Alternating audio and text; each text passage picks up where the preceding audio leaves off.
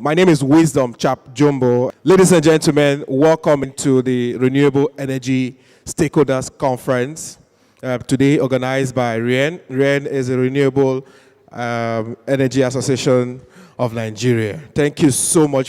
I want to thank my co-anchor who is online, Chioma, for doing such an amazing job. We want to also welcome all our participants joining us via Zoom. We see you, over 30 people now. Be 25 people online. We really want to thank you for making our time to join. And, you'll be hearing my voice quite often for the whole of today. My job really is to steer this event and make sure we are going on the successful path. You'll hear it more often. The acronym is REAN. And REAN is dedicated to promoting the growth and development of the renewable energy industry in Nigeria by engaging with the public and private sectors to guide advocacy, policy formulation, and investment in the sector. With over 200 registered members of the association, REAN has established a partnership and ongoing operation with various local and international organizations, which we'll be hearing from today, who will be speaking to us briefly, just to tell how much their work with REAN has gone. And we have Heinrich, we have Ondo, we have Gola, and we have ACETF. Many of these international organizations continue to support REAN, and REAN is always grateful for that support. Good morning, everybody. Both everyone physically present and also online. I want to say a big thank you to all of us for joining this meeting. I think, like Wisdom said, we just need to give ourselves a big round of applause. All of us. I think we have done very well. Although there's still a whole lot to do. So what we have just done is to, clear the ground. I'm a farmer. I also do farming, right? Okay. In addition to what I do here. So when you want to plant, you go and clear. So what we have just done now is clearing. And I believe very strongly that REAN, going forward, will take some quantum leaps and strides that will amaze all of us. So I want to, especially welcome every one of us. I want to say a big thank you to all of our partners that supported us over the years. Without our partners, we wouldn't have been able to do what we have done so far. From Heinrich that I mentioned, to Ondo, to Nigeria Economic Summit Group, to his staff, even to regulatory, government agencies, REA, just name it. If I forget to mention any name, please permit me because of our time. Good morning, everybody, distinguished guests. Good to have you all here. My name is Adobe Oniwinde, and I'm currently the Policy and Partnerships Manager at Ondo, as Wisdom has introduced me. It gives me great pleasure to be here on behalf of our acting CEO, Afolabi, who was meant to be here, but unfortunately got pulled away at the last minute. So I'm speaking on his behalf. So it gives us great pleasure to again partner with REAN, who are longtime partners at Ondo. We're proud to be here to support REAN as you continue to play a role as a rallying point for operators in the off-grid, solar, and renewable energy ecosystem. The association, as you all know, has successfully advocated with key stakeholders on the issues impacting the industry since your inception in 2016. Ondo, on our part, recognized very early on the potential that the association would have and have partnered with you all for about 2 years or so now. We've supported REAN with a grant that has provided REAN with a base and capacity needed to drive its agenda. We've done this by funding and setting up operations at the REAN Secretariat in Abuja. We've also sponsored media trainings that ensure that a cadre of knowledgeable reporters are telling the RE story and raising much needed awareness around Nigeria and indeed what Nigeria is doing outside of the country. So speaking of stories, I'm a storyteller who happens to be in the energy sector. I'm a journalist by training myself. So for the benefit of some of you who may not know the All-On story, I'll take the liberty to digress and tell a story that illustrates how All-On came to be part of these conversations. It's a short but powerful story that highlights the conference theme, Renewable Energy, the Future. So around 2016, when you all were deliberating about starting the association, we in the Netherlands at Shell Group were also having a conversation and toying with the idea of how to make sure that Nigeria was not left behind the energy transition journey. Specifically, the Niger Delta was not to be left out of Shell's energy transition journey, which was also beginning around the same time you all were deliberating. In short, Nigeria was not going to be an afterthought.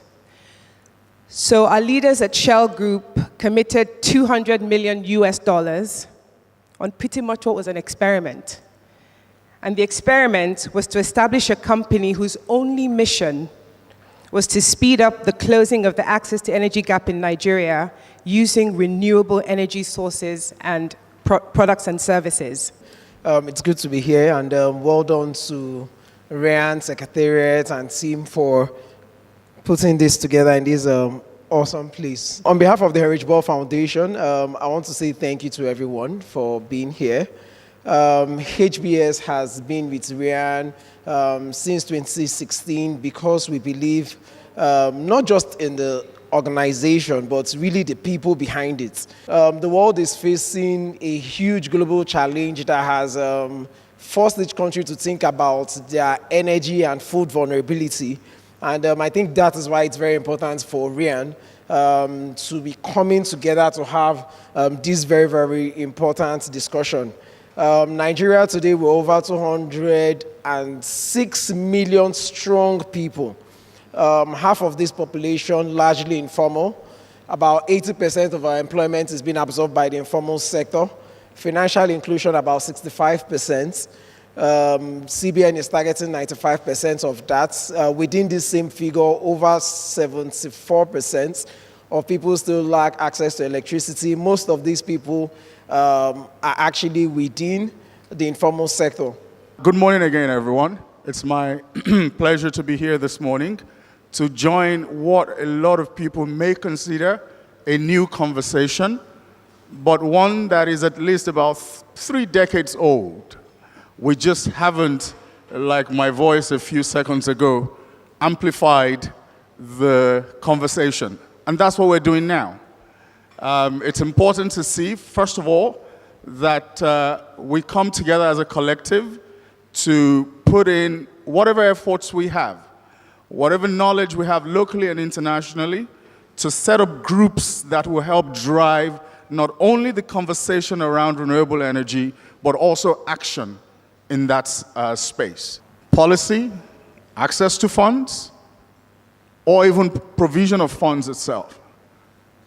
The bottom line is the public sector cannot design the kind of projects in the renewable energy space that the private sector will. I want to implore all of you to, for those of us that are sharing thoughts, please let's freely share, because that's the only way we can learn from one another. And it's not so that we can build silos, not in this case, but so we can have a collective approach to achieving the goals that we have set ourselves in this space. And for those of us that are here just to listen and learn, please take the learning and action them as you go back into your world, even if it means the reuse, the recycling, and the reduction of plastic. As simple as that.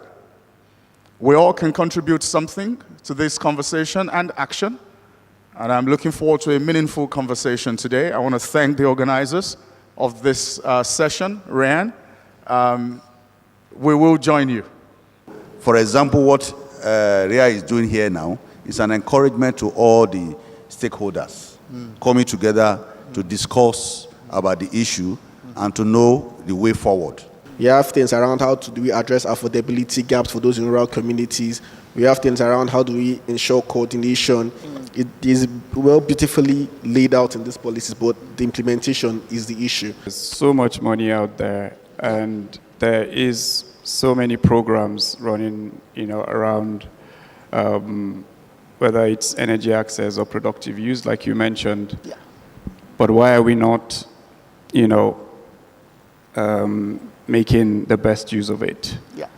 I think one of the key things that we are trying to address as RMI is to be able to solve that issue around what type of business model would actually be able to attract investment.